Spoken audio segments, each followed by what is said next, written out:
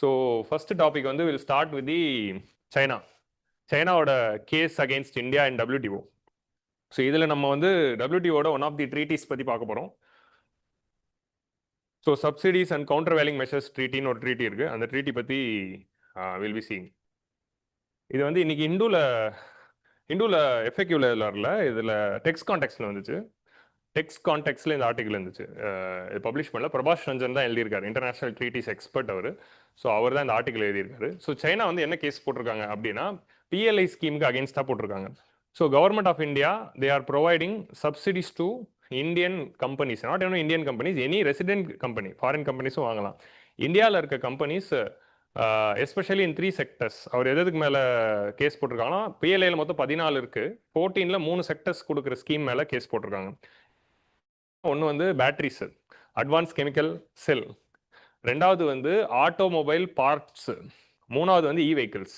இந்த 3 ஸ்கீம் மேலே மட்டும் போட்டிருக்காங்க. இந்த 3துலேயும் வந்து we are having a condition, யாருக்கு வந்து சப்சிடி கொடுக்கும். ஸோ PLI ஸ்கீமில் என்ன சப்சிடி தரும்? போன வருஷம் நீங்கள் எவ்வளோ மேனுஃபேக்சர் பண்ணீங்களோ அதை விட இந்த வருஷம் எவ்வளோ அடிஷ்னல் இன்க்ரிமெண்டல் மேனுஃபேக்சரிங் பண்ணுறீங்களோ, அப்படி இன்க்ரிமெண்டல் இப்போ போன வருஷம் 100 பேட்டரி பண்ணீங்கன்னா இந்த வருஷம் 110 பேட்டரி பண்ணால் நீங்கள் இந்த வருஷம் பண்ண எக்ஸ்ட்ரா 10 பேட்டரிக்கும் உங்களுக்கு சப்சிடி கொடுக்கப்படும். அப்படிங்கிற மாதிரி ஒரு இன்க்ரிமெண்டல் ப்ரொடக்ஷனை என்கரேஜ் பண்ணுற மாதிரியான ஒரு ஸ்கீம் எய்ம்ட் அட் மேனுஃபேக்சரிங். இந்தியாவில் இருக்கிற மேனுஃபேக்சரிங் பொட்டன்ஷியல் இன்க்ரீஸ் பண்ணுறதுக்காக கவர்மெண்ட் கொண்டு வந்து ஒரு முக்கியமான ஸ்கீம். அந்த ஸ்கீமில் வந்து இந்த 3 இதுக்கு மேலே மட்டும் ஏன் போட்டிருக்காங்க? 14 செக்டர்ஸ் இருந்தோம் அப்படின்னு பார்த்தா, ஒன்று இந்த 3துலேயும் சைனா ஒரு முக்கியமான எக்ஸ்போர்ட்டர். அது ஒரு விஷயம். பேட்டரிலையும் அவங்க தான் இருக்காங்க, ஆட்டோ பார்ட்ஸ்லேயும் அவங்க தான், வெஹிக்கிள்ஸ்லேயும் அவங்க தான் இப்போ US பீட் பண்ணிட்டாங்க, குளோபல் லீடராக இருக்காங்க. ஸோ அப்படி இருக்கிறப்போ இந்த 3 ஏரியாலையும் ஸ்கீம் நம்ம வந்து சப்சிடி கொடுக்கறது WTOட subsidy convention, countervailing duties கன்வென்ஷனுக்கு அகேன்ஸ்டாக இருக்குது அப்படிங்கிறது தான் அவங்க கேஸ். ஏன் கேஸ்னா, we are having sub clause. அந்த சப் கிளாஸ் என்ன சொல்லுதுன்னா, இந்த டொமஸ்டிக் வேல்யூ அடிஷன். இப்போ நம்ம டொமஸ்டிக் கண்டென்ட் ரிக்வயர்மெண்ட் DCR அப்படிங்கிற ஒரு கான்செப்ட்ல சோலார் பேனல் கேஸ் ஒன்று பார்த்தோம். அதுதான் ப்ரிலிம்ஸ்லையும் கேட்டிருந்தாங்க. இந்த term domestic content requirement is scene in news related to what? It is related to WTO. அவ்வளோதான். இந்த மாதிரி ஒரு ப்ரிலிம்ஸ் கொஸ்டின் வந்துச்சு அதுலேருந்து.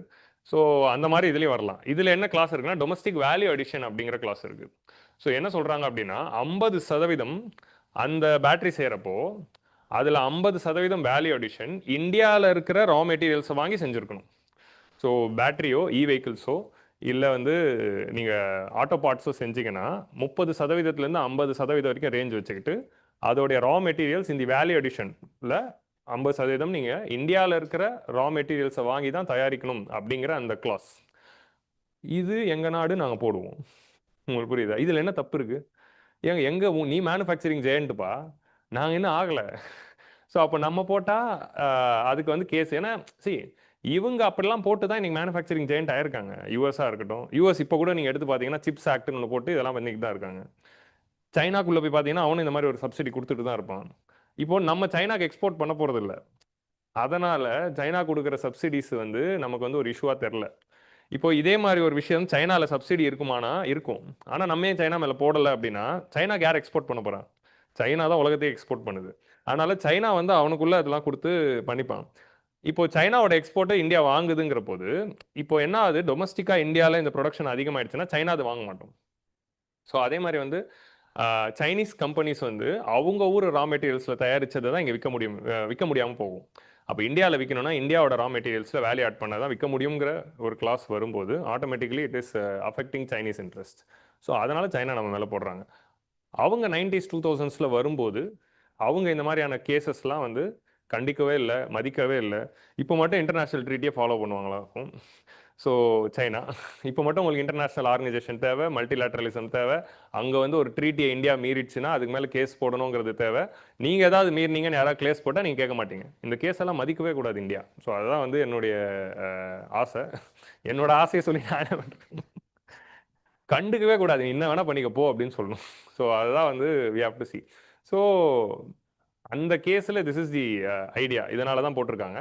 ஸோ இந்த டொமஸ்டிக் வேல்யூ அடிஷனுங்கிறது WTO நாம மீறுதா அப்படின்னா, ஒரு ஆங்கிளில் மீறுது, ஒரு ஆங்கிளில் மீறல.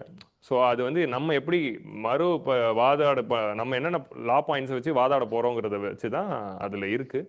இவர் வந்து என்ன சொல்கிறாருன்னா, இவர் ஒரு லாயர் தான், பிரபாஷ் ரஞ்சன், இன்டர்நேஷ்னல் லாயர். அவர் வந்து என்ன சொல்கிறாருன்னா, நம்ம நினச்சா நம்ம வந்து கவுண்டர் வேலிங் டியூட்டி, அந்த கவுண்டர் வேலிங் கிளாஸை யூஸ் பண்ணி இந்தியா இந்த மாதிரியான டொமஸ்டிக் கண்டென்ட் ரெக்குவயர்மெண்ட் கொடுக்கலாங்கிறத நம்ம கொண்டு வர முடியும் அப்படிங்கிற மாதிரி இவர் சொல்லியிருக்காரு. So that is the whole issue here. But unfortunately என்னதுன்னா, இப்போ இந்த இஷ்யூ வந்து இந்த மாதிரி ஒரு கேஸ் ஃபைல் ஆகுதுன்னா ஃபர்ஸ்ட் அமிகபிளாக செட்டில் பண்ணணும்னு பார்ப்பாங்க. What is the procedure no? இப்போ கேஸ் போட்டாங்க, ஃபர்ஸ்ட் WTO வந்து 2 பேரையும் கூப்பிட்டு பேச்சுவார்த்தை நடத்தி நீங்களே சால்வ் பண்ணிக்கோங்கன்னு சொல்லுவோம். ஸோ அதுதான் ஃபர்ஸ்ட் ஸ்டெப்பு. அந்த ஸ்டெப்பில் தீர்வு வந்துருச்சுன்னா முடிஞ்சிடும். இன்கேஸ் வரலன்னா அடுத்த ஸ்டெப் வந்து WTO டிஸ்பியூட் செட்டில்மெண்ட் பாடிக்கு போகும். ஸோ டிஸ்பியூட் செட்டில்மெண்ட் பாடி நமக்காக ஒரு 3 மெம்பர் பேனல் அமைச்சு இந்த கேஸை வந்து அட்ஜுடிகேஷன் பண்ணுவாங்க. அட்ஜுடிகேஷன் பண்ணி ஒரு ரிப்போர்ட்டை இன்வெஸ்டிகேட் பண்ணி ரிப்போர்ட்டை தயாரித்து சப்மிட் பண்ணுவாங்க. அதில் யார் தரப்பில் தப்பு இருக்குது, யார் ஃபாலோ பண்ணணுங்கிறத வரும். அந்த ரூலிங்கில் நமக்கு சாட்டிஸ்ஃபை ஆயிடுச்சு அப்படின்னா முடிஞ்சிடும். அப்படி இல்லைன்னா 2 தரப்பில் யார் வேணாலும் அப்பீல் போகலாம். அப்போது அப்படி அப்பீல் போகிறதுக்கான அப்பலேட் பாடி தான் இப்போ இல்லை. ஸோ லாஸ்ட் ஒரு 4 இயர்ஸாக WTOவில் அப்பலேட் அத்தாரிட்டி இல்லை. ஸோ அப்போ இந்த கேஸ் போட்டாலும் இந்தியாவுக்கு எதுவும் ஆகாது. ஏன்னா இதில் அப்பீல் போகிறதுக்கு கோர்ட்டே இல்லை. ஸோ அப்படி இருக்கும்போது இந்த கேஸு இதனால் இந்தியா எதுவும் மாற்றிக்கவும் தேவையில்லை. இது வந்து ஒரு டெட் கேஸ் தான். So unless or until there is some appellate mechanism appointed in WTO, this case won't be taken. So அதான் வந்து இதில் இருக்கிற இஷ்யூ. பட் அதுக்கு முன்னாடி சைனா வந்து இந்த அமைக்கபிள் செட்டில்மெண்ட்டில் இந்தியாவை வந்து அவங்களோட எக்கனாமிக் மைட்டை வச்சு they can also thrust India to come into some agreement, because India is depend on China for many things. So USA இறங்கி வந்துட்டான்.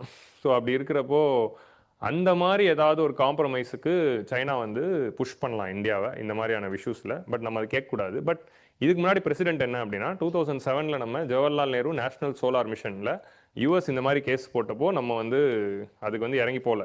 நான் சப்சிடி தான் கொடுப்பேன், நீ என்ன வேணால் ஆக்ட் பண்ணிக்கொண்டோம். ஸோ அந்த மாதிரி வந்து தான் இந்த கேஸையும் நம்ம வந்து கண்டினியூ பண்ணணும். நம்ம அது கவுண்டராக என்ன பண்ணோம்னா, அமெரிக்கா அந்த மாதிரி என்னென்ன சப்சிடிஸ்லாம் கொடுக்குறான் அப்படிங்கிறத யூஎஸில் வந்து ரிசர்ச் பண்ணி அவங்க ஊரில் இந்த மாதிரி நிறைய சப்சிடி இருக்குது, முதல்ல நீ அதை சரி பண்ண அப்புறம் என் மேலே போடுங்கிற மாதிரி அந்த கேஸ் போனதுக்கப்புறம் தான் ட்ரம்ப் என்ன பண்ணுவார் அப்படின்னா இந்த அப்பலேட் மெக்கானிசமை டிஸ்ஃபங்க்ஷனல் ஆக்கிட்டார். யூஎஸ்க்கு அகேன்ஸ்டாக இந்த மாதிரி நிறைய பேர் கேஸ் போட ஆரம்பித்த பிறகு அப்பலேட் மெக்கானிசம் இருந்தால் தானே நீங்கள் கேஸ் போடுவீங்க, அதுக்கு நான் ஜட்ஜே அப்பாயிண்ட் பண்ண மாட்டேன் அப்படின்னு சொல்லி WTOவில் இருக்கிற ஒரு ரூலை வந்து மிஸ்யூஸ் பண்ணுறாங்க. என்னதுன்னா கன்சென்சஸ் பேஸ்டு டெசிஷன் மேக்கிங். ஜட்ஜை அப்பாயிண்ட் பண்ணும்போது கன்சென்சஸ் பேஸ்டாக எல்லா நாளும் ஒத்துக்கிட்டா தான் அப்பாயிண்ட் பண்ண முடியும். US வந்து ஒப்புதல் தராததுனால எந்த ஜட்ஜையும் அப்பாயிண்ட் பண்ண முடியல. ஸோ அப்பலேட் மெக்கானிசம் டிஸ்ஃபங்க்ஷனலாக இருக்குது. ஸோ இதுதான் இதோட பல கதைகளை நான் சுருக்கமாக ஸ்பீடாக சொல்லிட்டேன். உங்களுக்கு புரியுதா? So this is the background of this entire issue. ஒரு இஷ்யூ எடுத்து பேசினா பேசிகிட்டே போகலாம். பட் இதுதான் இருக்குது. நம்மளுடைய அந்த சுகர் கேன் இஷ்யூ இந்த மாதிரி அப்பீலில் போயிட்டு சும்மா தான் நிற்குது. அந்த மாதிரி தான் இதுவும் போய் அப்பீலில் போய் சும்மா தான் நிற்கும். So that is the idea here. So நமக்கு வந்து இன்டர்நேஷனல் ஆர்கனைசேஷனில் இது முக்கியம், எக்கானமியில் இது முக்கியம். போன வாட்டி TNPSCலையும் வந்து கேட்டாங்க. TNPSCயில் 10 மார்க்கில் வந்தது. வாட் இஸ் இம்ப்ளிகேஷன் தான் WTO அண்ட் அக்ரிகல்ச்சருங்கிற டாபிக் இருந்தனால அதில் கேட்டாங்க. பட் WTOங்கிற டாபிக் வந்து TNPSCயில் இருக்குங்கிறதுனால அதுலையும் கேட்கலாம். So China has filed a complaint with WTO against India. So subsidies under PLI scheme for development of advance chemistry cell, batteries for boosting auto sectors, next வந்து vehicles. 3 ஏரியாவில் வந்து கேஸ் போட்டிருக்காங்க. So China challenge எது இருக்குலாம்னா first வந்து ACC batteries, advance automotive technology and vehicle manufacturing. So 14 3 ஸ்கீமுக்கு மட்டும் அது பண்ணியிருக்காங்க. So giga scale manufacturing capacity for ACC battery, scheme for auto industry manufacturing of advance automotive technology, அதாவது spare parts செய்கிற scheme, vehicles செய்கிற இந்த scheme. எதனால் அப்படின்னா டொமஸ்டிக் வேல்யூ அடிஷன் கிளாஸ் அப்படிங்கிற கிளாஸ் இருக்கிறதுனால. டொமஸ்டிக் கண்டென்ட் ரிக்வயர்மெண்ட்னு இதுக்கு முன்னாடி சோலார் பேனல் கேஸில் வரும். இது டொமஸ்டிக் வேல்யூ அடிஷன்.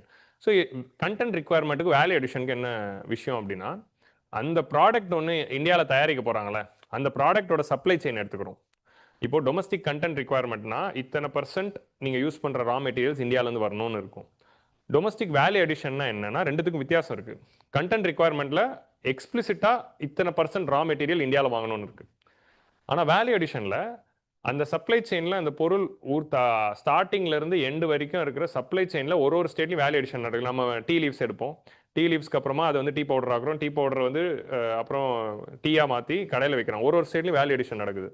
அந்த மாதிரி சப்ளை செயினில் ஒரு ஸ்டேட்டும் நடக்கிற வேல்யூ அடிஷனில் அந்த என்டையர் ப்ராடக்ட்டில் இந்தியாவில் 50% வேல்யூ அடிஷன் நடந்திருக்கும்.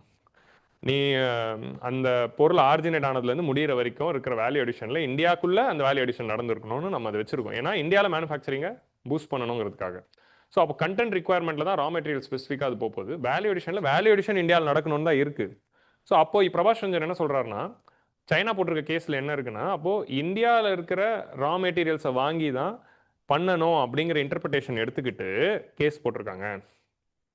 ஆனால் இவர் என்ன சொல்கிறாருன்னா, வேல்யூ அடிஷன் தானே கேஸ் போட்டிருக்காங்க, வேல்யூ அடிஷனுக்கு ரா மெட்டீரியல்ஸ் எங்கேருந்து வாங்கணுங்கிறது கிளாஸில் இல்லை. அந்த இண்டஸ்ட்ரி தான் இந்தியாவில் இருக்கணுங்கிற கிளாஸ் தான் வேல்யூ அடிஷனுங்கிற வேர்டு மீன் பண்ணுறதே தவிர, இந்த ரா மெட்டீரியல் தான் வாங்கணுங்கிறத இந்த பர்டிகுலர் கிளாஸ் மீன் பண்ணல. ஸோ நம்ம ரா மெட்டீரியல்ஸ் வந்து எங்கேருந்து வேணால் வாங்கலாம், அந்த மாதிரி வச்சுக்கிட்டு இது வந்து நேஷனல் ட்ரீட்மெண்ட்க்கு அகேன்ஸ்டாக இல்லை அப்படின்னு சொல்லி நம்ம வாதாடலாம் அப்படிங்கிறது தான் இஸ் டெல்லிங். ஸோ உங்களுக்கு புரிஞ்சிச்சா? டொமஸ்டிக் கண்டென்ட் ரிக்வயர்மெண்ட் டிசிஆரில் தான் ரா மெட்டீரியல் இவ்வளோ பர்சன்ட் வாங்கணும்னு இருக்கும். வேல்யூ அடிஷனில் இந்தியாவுக்குள்ளே அந்த வேல்யூ அடிஷன் இத்தனை பர்சன்ட் நடந்திருக்கணும்னு. இன்றைக்கி இருக்கிற எந்த ப்ராடக்ட் எடுத்துக்கிட்டாலும் குளோபல் சப்ளை செயின் தான். இப்போ ஒரு வெஹிக்கிள் செய்கிறீங்கன்னா, ஒரு பேட்டரி செய்கிறீங்கன்னா, அந்த பேட்டரிக்கு தேவைப்படுற லித்தியம் எங்கேருந்து வருது? அது வந்து உங்களுக்கு வந்து ஏபிசி பொலிவியாலேருந்து வருது. ஸோ அப்போது அந்த மாதிரி ஒரு காம்போனண்ட்டும் ஒரு ஊர்லேருந்து வருதுல்ல. ஸோ அப்போ அதோட ப்ராசஸிங் எல்லாம் ஆரம்பித்து ஃபைனலாக அது பேட்டரியாக மாற வரைக்கும் இருக்கிற வேல்யூ அடிஷனை நம்ம கால்குலேட் பண்ணும்போது இத்தனை பர்சன்ட் இந்தியாவில் இருக்கணுங்கிறது தான் இதில் வந்து நம்ம சொல்ல வரோம். ஸோ பிஎல்ஐ ஸ்கீமில் வந்து நம்ம வந்து ஆட்டோமொபைல் செக்டருக்கு வந்து 50% இந்தியாவில் இருக்கணும்னு சொல்கிறோம், பேட்டரிக்கு வந்து 25% இந்தியாவில் இருக்கணும்னு சொல்கிறோம். ஸோ இதனால் வந்து கேஸ் போட்டிருக்காங்க.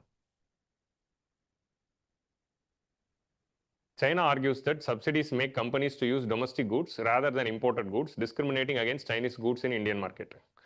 ஸோ அவங்க என்ன நினச்சிக்கிட்டாங்கன்னா, இந்தியாவில் இருக்க கூட்ஸை தான் பயன்படுத்தணும் அப்படின்னு சொல்கிறதுனால இது எங்களுக்கு டிஸ்கிரிமினேட் பண்ணுதுன்னு சொல்கிறாங்க. நாங்கள் வெறும் லொக்கேஷனை தான் ஃபிக்ஸ் பண்ணுறோம் அப்படிங்கிறத நம்ம வந்து வாதாடணும் அப்படின்னு இவர் சொல்கிறாரு. எங்கே போய் வாதாட போகிறீங்க? அதான் இல்லையே. WTO இவர் எப்போவே அப்படி தான், இது நடக்காது ஆனாலும் நான் சும்மா எழுதுறேன் அப்படின்னு சொல்லி தான் பிரபாஸ் ரஞ்சன் எழுதுவார்.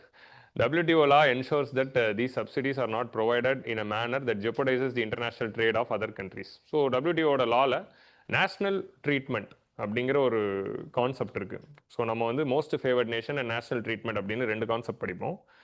அது ஃபஸ்ட் அட்டெம்ப்டஸ்க்கு உங்களுக்கு எக்கனாமிக்ஸ் கிளாஸில் நான் அதை டிஸ்கஸ் பண்ணுவேன். ஸோ நேஷ்னல் ட்ரீட்மெண்ட்னா என்ன அப்படிங்கிறது பார்ப்போம். நேஷ்னல் ட்ரீட்மெண்ட்னா என்னென்னா, ஒரு ஃபாரின் கம்பெனியையும் நிறைய இப்போது குளோபலைஸ்டு வேர்ல்டில் நிறைய ஃபாரின் கம்பெனிஸும் ஃபாரின் பிளேயர்ஸும் இந்தியாவில் வந்து அவங்களோட பிஸ்னஸை ரன் பண்ண போகிறாங்க. இந்தியன் கவர்மெண்ட் வந்து அவங்க கொண்டு வர லாஸில் இந்தியன் கம்பெனியையும் ஃபாரின் கம்பெனியும் டிஸ்கிரிமினேட் பண்ணக்கூடாது. How they are treating their own nationals, the same treatment should be given to all nationals in India. அதுதான் national treatment. It could be individual or it could be company. So இந்த national ட்ரீட்மெண்ட்டுங்கிறது தான் globalisation அப்படின்னு US கொண்டு வந்த இந்த world ஆர்டரோட ஒரு முக்கியமான கான்செப்ட். அது WTO மூலமாக அவங்க புஷ் பண்ணுறாங்க. ஸோ அந்த பிரின்சிபலில் இப்போ நம்ம இந்தியாவில் தான் அது பண்ணியிருக்கணும்னு சொல்லும்போது, அப்போ சைனாவில் வேல்யூ அடிஷன் பண்ணியிருந்தா நீங்கள் அதை வந்து வாங்க மாட்டீங்க அப்படின்னு சொல்கிற மாதிரி இன்டெரக்டாக இருக்குது அப்படிங்கிறது தான் வந்து இது மீறுதுன்னு சொல்கிறாங்க. ஸோ புரிஞ்சிச்சா? இதுதான் நேஷனல் ட்ரீட்மெண்ட். மோஸ்ட் ஃபேவரட் நேஷன்னா உங்களோட மோஸ்ட் ஃபேவரட் நேஷனுக்கு நீங்கள் என்ன டேரிஃப் கொடுக்குறீங்களோ அதான் எல்லாருக்கும் கொடுக்கணும் அப்படிங்கிறது தான் most favoured nation principle. So அது வந்து WTO என்னோட வீடியோ இருக்குது யூடியூப்பில், டீட்டெயிலாக பார்க்கணுன்னா பாருங்கள். பட் இது 2 தான் WTOட மெயின் பிரின்சிபல். அதில் இந்த நேஷனல் ட்ரீட்மெண்ட் அப்படிங்கிறது இதுதான் அதோட concept. Unfair competition may arise from subsidies that confer artificial advantage to industries. So இந்த மாதிரியான அன்ஃபேர் காம்படிஷனுங்கிறது என்னதுன்னா, இந்த மாதிரி ஒரு நாடு வந்து கொடுக்குற சப்சிடிஸ்னால artificial advantage to the industries of the exporting nation or imported products கூட அது கம்பீட் பண்ணும்போது நடக்குது அப்படின்னு சொல்கிறாங்க. ஸோ அப்போ எந்த அக்ரிமெண்ட்டை இதை மீறுதுன்னு கேஸ் போட்டிருக்காங்க. கேஸ் போடும்போது WTOட நிறைய அக்ரிமெண்ட் இருக்குல்ல, எந்த கிளாஸை மீறுதுன்னா subsidies and countervailing measures agreement, SCM அக்ரிமெண்ட்னு ஒன்று இருக்குது. சி நம்ம ட்ரிம்ஸு கேட்டு இதை தான் படிப்போம், AOA படிப்போம் கரெக்டாக. அதில் அந்த மாதிரி ஏகப்பட்ட அக்ரிமெண்ட்ஸில் ஒரு அக்ரிமெண்ட் தான் SCMன்னு ஒரு அக்ரிமெண்ட் இருக்குது. அதை இப்போ நோட் பண்ணிங்க. இப்போ புரியுதா உங்களுக்கு? நம்ம WTO கிளாஸில் நடத்துகிறப்போ முக்கியமான 5 அக்ரிமெண்ட் டிஸ்கஸ் பண்ணுவோம், எல்லாத்தையும் பண்ண மாட்டோம். இந்த மாதிரி இஷ்யூஸ் வரும்போது அந்தந்த அக்ரிமெண்ட் எடுத்து டேட்டோவில் டிஸ்கஸ் பண்ணும்போது that's how that gap is filled. இப்போ நியூஸில் இந்த அக்ரிமெண்ட் இருக்கிறதுனால இந்த அக்ரிமெண்ட்டை படிக்கிறோம், அவ்வளோதான். ஸோ அப்போ வந்து subsidies and countervailing measures agreement பற்றி இன்றைக்கி பார்ப்போம். ஓகே, ஸோ நீங்கள் WTOவில் ஆல்ரெடி 5 அக்ரிமெண்ட் படித்து நோட்ஸ் வச்சுருப்பீங்க, 6வது இந்த அக்ரிமெண்ட்டை சேர்த்துக்கோங்க, அவ்வளோதான். பட் இதில் இருக்க கான்செப்ட்லாம் ஆல்ரெடி இன்டெரக்டாக நம்ம பேசியிருக்கோம். So WTO regulates the grants of industrial subsidies. இந்த அக்ரிமெண்ட் தான் இண்டஸ்ட்ரியல் சப்சிடிஸ் பற்றி பேசுது. இப்போ அக்ரிகல்ச்சரல் சப்சிடிஸ் பற்றி எது பேசுது? அக்ரிமெண்ட் ஆன் அக்ரிகல்ச்சர் பேசுது, கரெக்டாக? அதில் தான் ஆம்பர் பாக்ஸு நம்ம வந்து அதெல்லாம் பார்க்குறோம், க்ரீன் பாக்ஸு, ப்ளூ பாக்ஸு. அந்த மாதிரி இண்டஸ்ட்ரீஸ் கொடுக்குற சப்சிடியை பார்த்துக்கிற அக்ரிமெண்ட் தான் இந்த subsidies and countervailing measures agreement. Okay, article 1 of the agreement வந்து என்ன சொல்லுதுன்னா, வாட் இஸ் அ சப்சிடிங்கிறத டிஃபைன் பண்ணும். Financial contribution by a government or a public body, okay, for a specific entity so அதுதான் வந்து நம்ம சப்சிடிக்கான டெஃபினேஷன் என்னங்கிறத கொடுப்பாங்க. கவர்மெண்ட்டாக இருக்கணும், ஒரு எனி பப்ளிக் பாடி கொடுத்தாலும் அதில் வரும். ஸோ எஸ்சிஎம்ல மொத்தம் 3 டைப்ஸ் ஆஃப் சப்சிடியை கிளாஸிஃபை பண்ணுறாங்க. இப்போ எப்படி ஏஓஏல 3 டைப்ஸ் ஆஃப் சப்சிடி சொல்கிறாங்க, amber box, green box and blue பாக்ஸ்னு 3 பிரிக்கிறாங்களே, அந்த மாதிரி எஸ்சிஎம்குள்ள சப்சிடிஸை 3 பிரிக்கிறாங்க. உங்களுக்கு புரியுதா? அதில் அந்த 3 பற்றி தான் இப்போ நம்ம பார்க்க போகிறோம். அதுக்கு நம்ம ஒரு பிடிஎஃப்குள்ளே போய் பார்க்கலாம். ஓகே.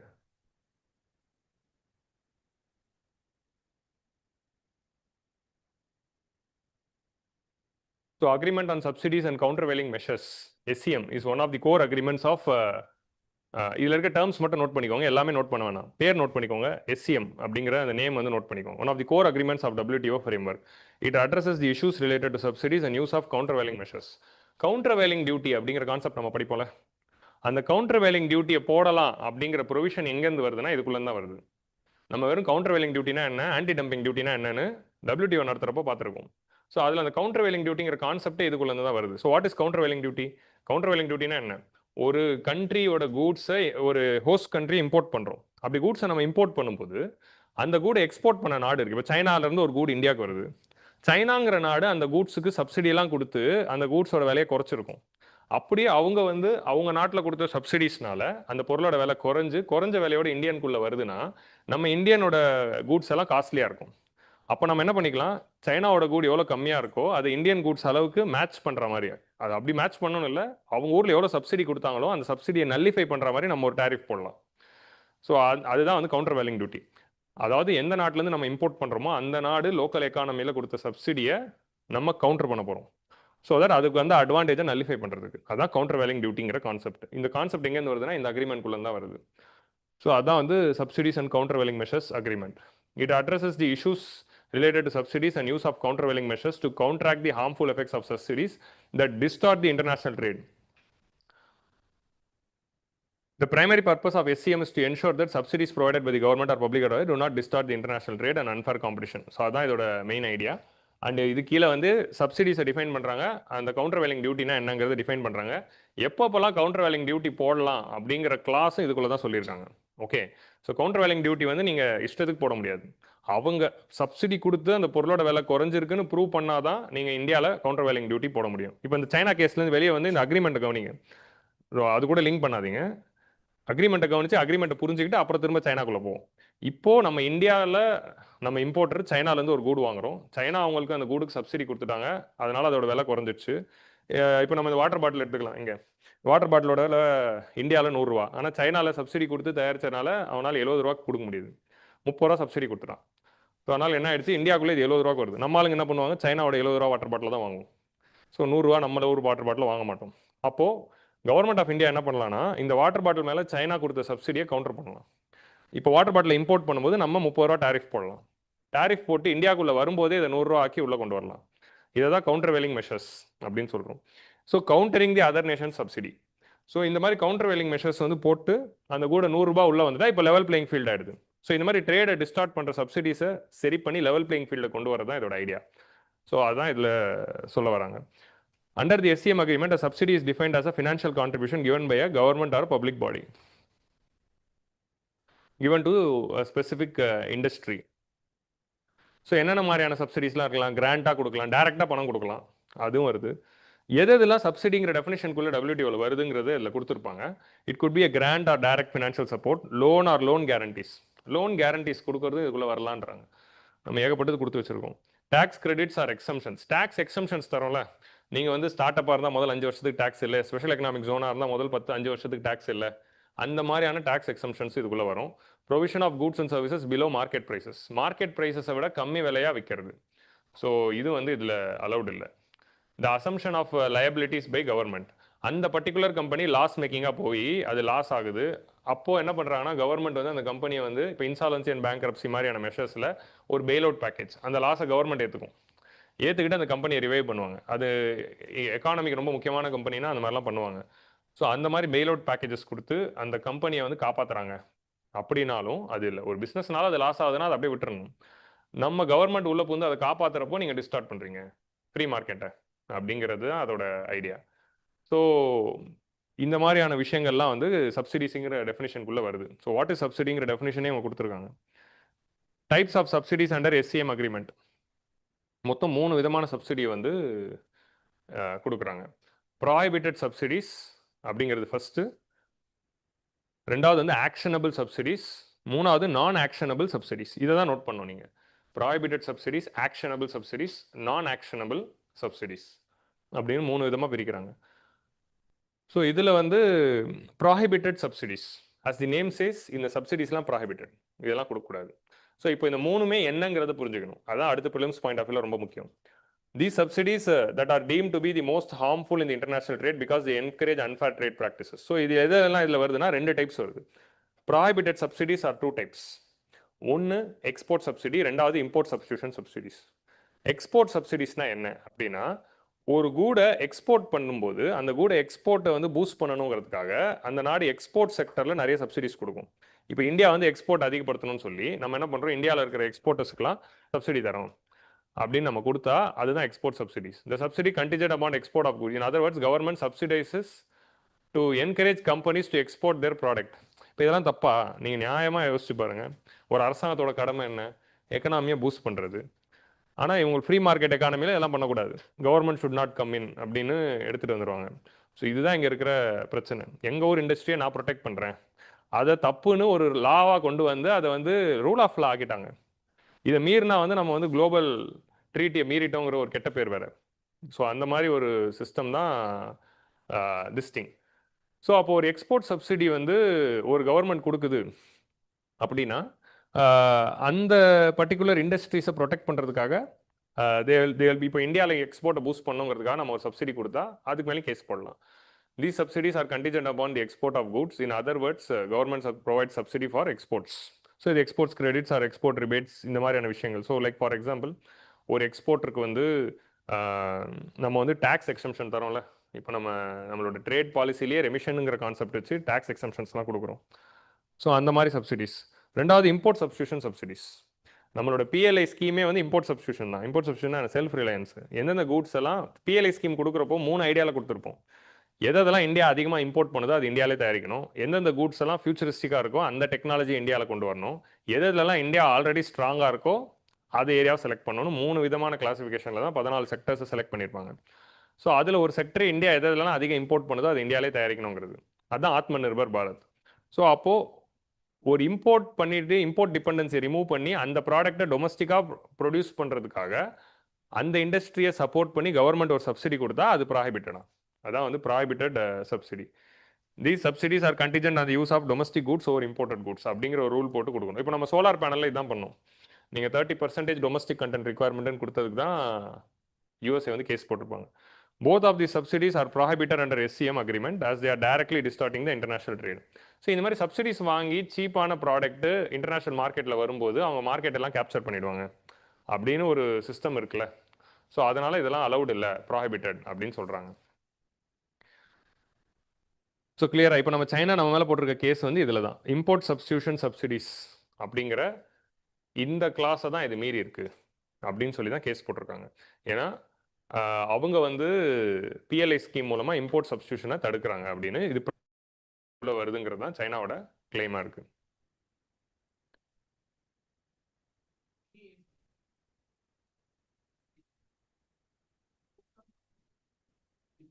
இல்லை எல்லாமே இருக்குதான். ஆனால் அது வந்து அவங்க போடணுன்னா போட்டுக்கலாம். நம்ம டிஸ்கஷன் எண்ட் ஆஃப் தி செஷனில் வச்சுக்கலாம். ஆனால் என்னதுன்னா இந்த மாதிரி ஏகப்பட்ட ஸ்கீம்ஸ் இருக்குது. இதெல்லாம் யாராவது ஒருத்தர் போய் கேஸ் போட்டால் தான் தட் இஸ் ப்ராஹிபிட்டட். கேஸ் போட்டால் தான் ஆக்ஷன் எடுக்க முடியும். சம்டைம்ஸ் என்ன பண்ணிடலாம்னா இந்த ட்ரீட்டியில் தான் இன்னொரு கிளாஸ் இருக்குது. அதனால தான் சொல்கிறேன், பொறுமையாக இருந்து வெயிட் பண்ணிங்கன்னா எண்டில் எல்லாமே அட்ரஸ் ஆகிடும். இந்த மாதிரி சப்சிடிஸில் நீங்கள் வந்து கேஸ் போடணும்னு அவசியம் கிடையாது. நீங்கள் கவுண்டர் வேலிங் டியூட்டி போட்டுக்கலாம். இப்போ சைனா கொடுத்த சப்சிடி தானே வாட்டர் பாட்டில் கவுண்டர் வேலிங் நம்ம போட்டோம். ஸோ அதுதான் ரெண்டாவது கிளாஸ். என்னதுன்னா சைனா இப்போது இந்த மாதிரி இப்போ நம்ம ஒரு சப்சிடி கொடுக்குறோம், அதனால் நம்ம சீப்பான நம்ம கூடு வந்து வெளிநாட்டுக்கு போகுது. அந்த நாடு என்ன பண்ணிக்கலாம், இந்தியா இருக்கும். அது WTOவில் லீகலைஸ் பண்ணிட்டாங்க. அதான் countervailing duty that comes from this treaty. So அதான் அதோட ஐடியா. ஸோ அந்த மாதிரி போட்டுக்கலாம். இப்போ சைனா கிட்டே அதான் வரும், நீ வேணால் கவுண்டர் வேலிங் டியூட்டி போட்டுக்கோ. உன்னை யார் வந்து கேட்டா? சைனா ஏன் கவுண்டர் வேலிங் டியூட்டி போடாமல் இது கேஸாக ஃபைல் பண்ணுறாங்க? ஏன்னா சைனா நம்மகிட்ட இருந்து வெஹிக்கிள்ஸ் வாங்க போகிறதில்ல. உங்கள் லாஜிக் புரியுதா? அவங்க தான் இங்கே வெஹிக்கிள்ஸ் விற்கணும். நீ வெஹிக்கிள்ஸ் இந்தியாவில் தயாரிச்சுட்டா என்னால் இங்கே விற்க முடியாதுன்னு கேஸுக்கு போகிறான். ஸோ நம்ம அதை வச்சு தான் நம்ம வந்து இதை வாதாட போகிறோம். உனக்கு வேணா கவுண்டர் வேலிங் டியூட்டி போட்டுக்கோ, நான் என்ன உங்கள் ஊரில் எக்ஸ்போர்ட் பண்ண போகிறது இல்லை, இந்தியாவுக்குள்ளே நாங்கள் என்ன வேணால் பண்ணிப்போம் அப்படிங்கிற மாதிரி. So adverse effects on the next வந்து ஆக்ஷனபிள் சப்சிடிஸ். ஆக்ஷனபிள் சப்சிடிஸ்னால் என்ன அப்படின்னா, இது வந்து WTOனால எக்ஸ்பிளிசிட்டாக ப்ராஹிபிட் பண்ணப்படலை. ஸோ இது வந்து நீங்கள் வந்து எக்ஸ்பிளிசிட்டாக நம்ம எதுவுமே பண்ணல. ஆனால் ஏதாவது ஒரு கவர்மெண்ட் பாலிசினால ஏதாவது ஒரு WTO மெம்பர் நாடுக்கு ஏதோ ஒரு எக்கனாமிக் இஷ்யூ வருது. அது என்ன வேணா இருக்கலாம். கவர்மெண்ட் இது வந்து இப்போ நம்ம எக்ஸ்பிளிசிட்டாக மேலே சொல்லிட்டோம், எக்ஸ்போர்ட் சப்சிடியை ப்ராஹிபிட் பண்ணிட்டோம், இம்போர்ட் சப்ஸ்டியூஷனை ப்ராஹிபிட் பண்ணியிருக்காங்க. பட் ஆக்ஷனபிள் சப்சிடிஸில் எதுனா ஏதோ ஒரு கவர்மெண்ட்டோட ஒரு subsidy decision or any government policy இன்னொரு நாடை வந்து ஏதோ ஒரு காரணத்தினால அஃபெக்ட் பண்ணுது அப்படின்னா அதெல்லாம் ஆக்ஷனபிளாக நம்ம வந்து கொண்டு வரலாம். ஸோ அதான் வந்து actionable subsidies. These subsidies may have negative effects on trade but not automatically prohibited. அதுதான் வந்து ஆக்ஷனபிள் சப்சிடிஸ். ஸோ அப்போ உங்களுக்கு புரியுதா? ஸோ அப்போது அட்வர்ஸ் எஃபெக்ட்ஸ் வந்து interest of other WTO members. So WTO மெம்பர்ஸோட இன்ட்ரெஸ்ட்டை வந்து அது அட்வர்ஸாக அஃபெக்ட் பண்ணுது. ஸோ அதில் எதெல்லாம் எந்த மாதிரியான அட்வர்ஸ் மெஷர்ஸுங்கிறதையும் கொடுத்துருக்காங்க. Like for example trade distortion, injury to the domestic industry. இப்போது US போட்ட ஏதோ ஒரு பாலிசினால இந்தியாவில் இருக்க டொமஸ்டிக் இண்டஸ்ட்ரி அஃபெக்ட் ஆகுதுன்னா அதுக்கு மேலே இந்தியா ஆக்ஷன் எடுத்துக்கலாம் அப்படின்னு வர்றது ஆக்ஷனபிள் சப்சிடி.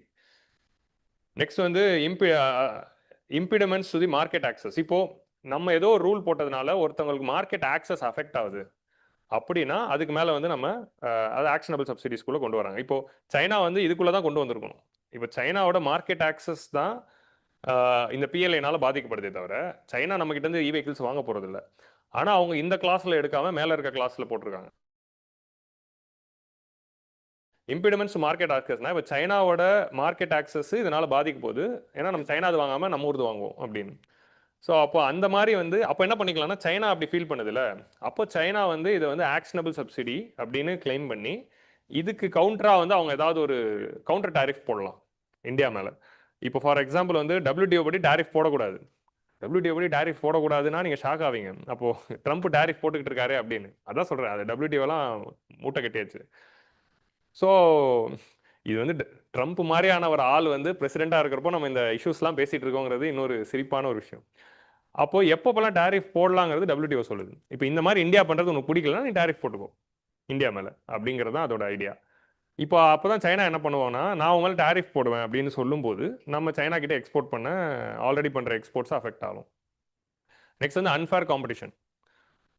ஸோ அன்ஃபேராக என்னதுன்னா ரிசீவிங் மோர் ஃபேவரபிள் ஃபினான்ஷியல் டர்ம்ஸ். அந்த டொமஸ்டிக்கில் இருக்கிற கண்ட்ரிக்கு ஏதாவது ஒரு ரொம்ப ஃபேவரபிளான ட்ரீட்மெண்ட் கொடுக்கறதுனால காம்படிஷன் அன்ஃபேராக இருக்குது அப்படின்னு ஃபீல் பண்ணால் இந்த 3 கண்டிஷன்ஸில் ஆக்ஷனபிள் சப்சிடிஸை கொண்டு வராங்க.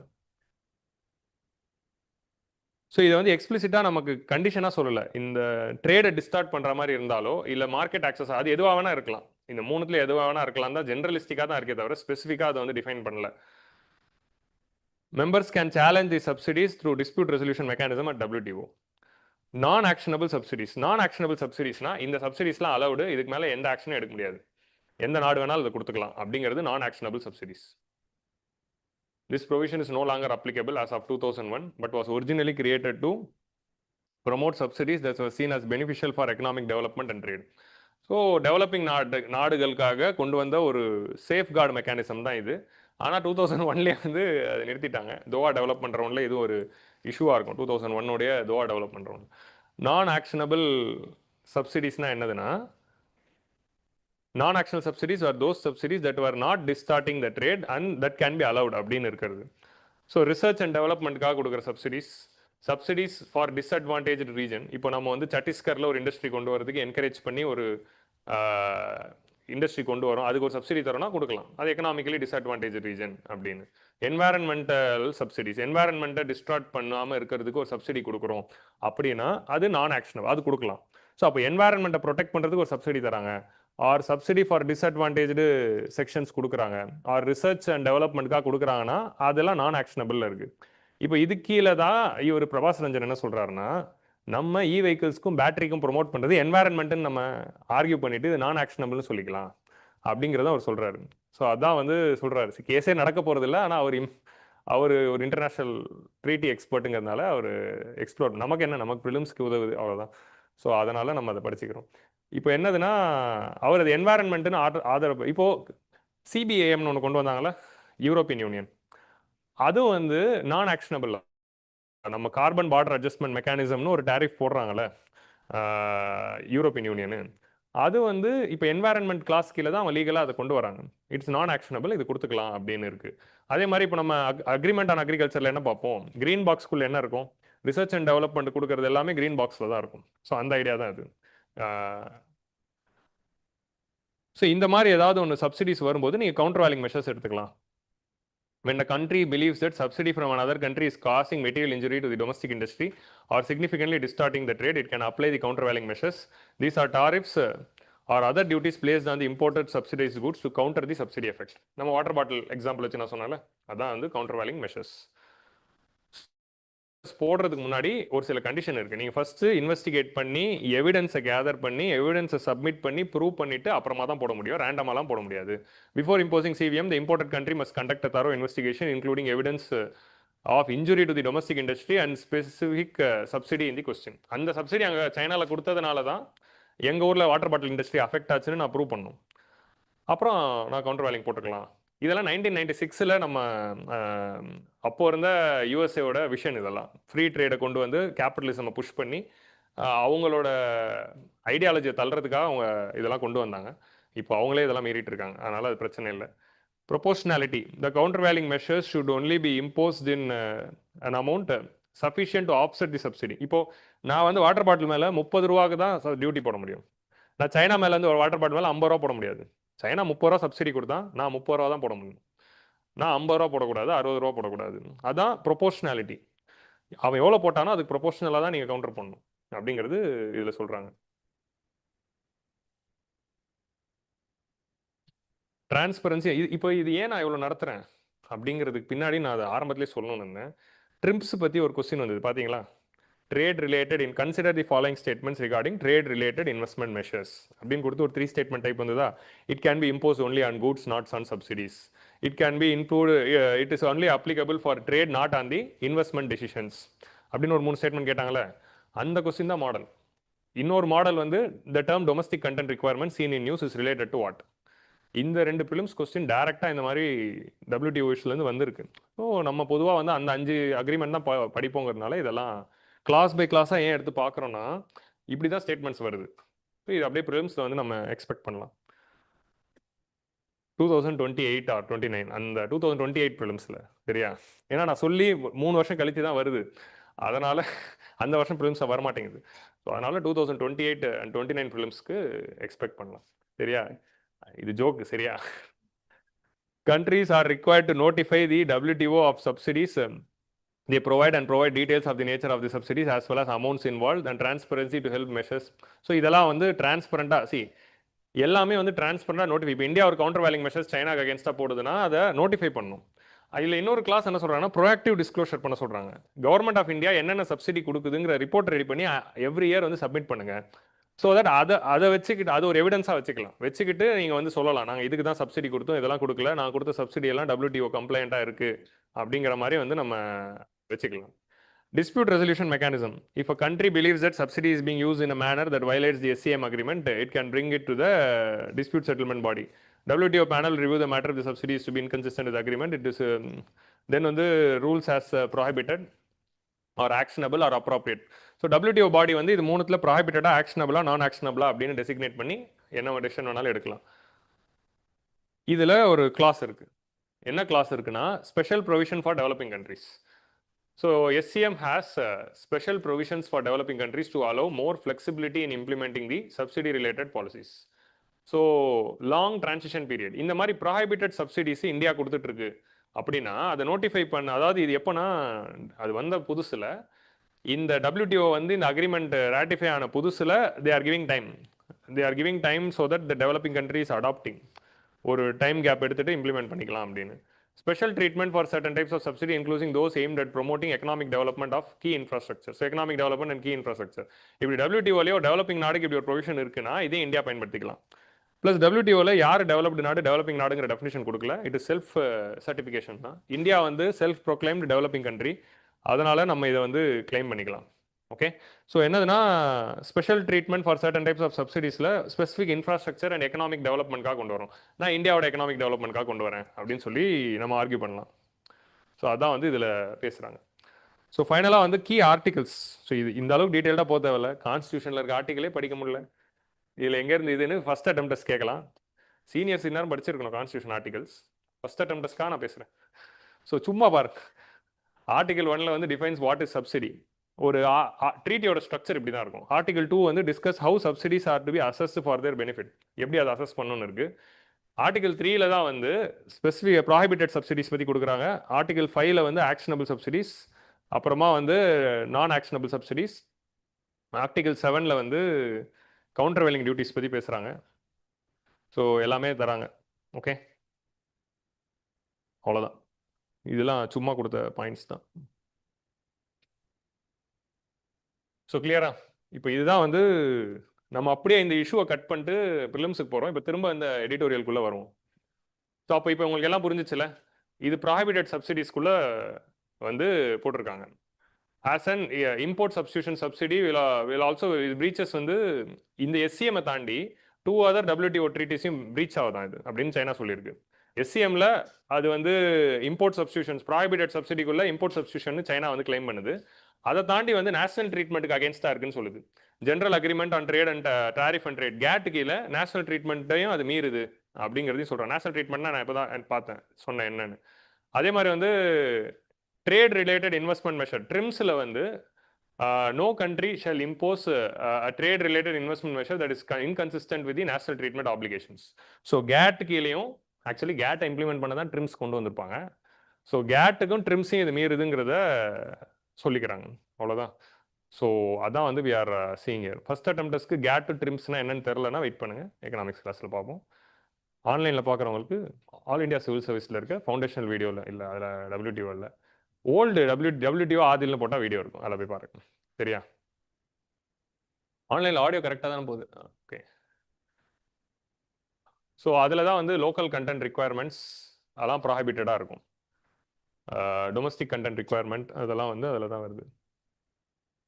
So China alleges that India has 3 PLA schemes with IS subsidies. So இந்தியாவோட டிஃபென்ஸ் என்ன?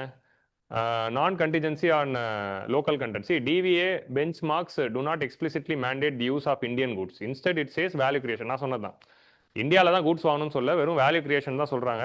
கூட்ஸை இம்போர்ட் பண்ணி கூட நம்ம வேல்யூ அடிஷன் இந்தியாவில் பண்ணிக்கிட்டா போதும். சைனா கிட்டேருந்தே ரா மெட்டீரியல் வாங்கி இந்தியாவில் நொய்டாவில் நீங்கள் ஃபேக்ட்ரி வச்சு கட்டிக்கிட்டாலும் பரவாயில்ல. அவ்வளோதான்.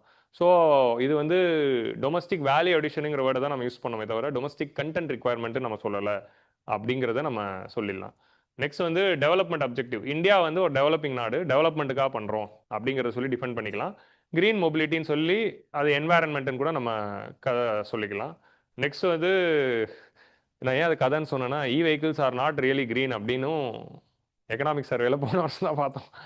So compliance with the WTO principles. So India may argue that these subsidies are non-actionable as they promote இது வந்து நான் ஆக்ஷனபிள்னு கூட சொல்லிக்கலாம். ஏன்னா அது ரிசர்ச்சை தான் ப்ரொமோட் பண்ணுது, இனோவேஷனை தான் ப்ரொமோட் பண்ணுது, என்வாரன்மெண்ட்டை தான் ப்ரொடெக்ட் பண்ணுது அப்படிங்கிறதையும் சொல்லிக்கலாம். ஸோ இல்லை 3 ஸ்டெப்ஸ் என்ன? ஃபஸ்ட்டு அமிக்கபிளாக பேசணும், அது சரிப்பட்டு வரலன்னா WTO டிஸ்பியூட் பேனலுக்கு போகும், அங்கேயும் சரிப்பட்டு வரலன்னா அப்ளைட் மெக்கானிசமுக்கு போகும். Appellate mechanism is dysfunctional because of Donald Trump. So அதனால் வந்து பிரச்சனை இல்லை. Practical implication is that status quo remains, country can continue with it. நமக்கு என்னதுன்னா இதனால் ப்ராக்டிக்கல் அவுட்கம்ஸ் என்னன்னா இதனால் ஒன்றும் ஆக போகிறது இல்லை, இது தூக்கி போட்டுரு அப்படின்னு அந்த மீம் இருக்குல்ல, இதனால் இந்தியாவுக்கு ஏதாவது பாதிப்பானா ஒன்றும் பாதிப்பு இல்லை, அது இதோட இது முடிச்சுக்கலாம் அப்படிங்கிறதா கடைசியாக அவர் சொல்லுவார். ஆக்சுவலி WTO ஃபங்க்ஷனலாக இருந்திருந்ததுன்னா இது ஒரு பெரிய இஷ்யூ ஆயிருக்கும், அவ்வளோதான், வேற மற்றபடி வேற இல்லை. கிளியரா? இப்படி சொல்லி படத்தை முடிச்சிட்டே, இசை படத்தில் வர கிளைமேக்ஸ் மாதிரி இதெல்லாம் கனவு அப்படின்னு சொல்லி முடிச்சுட்டாங்க.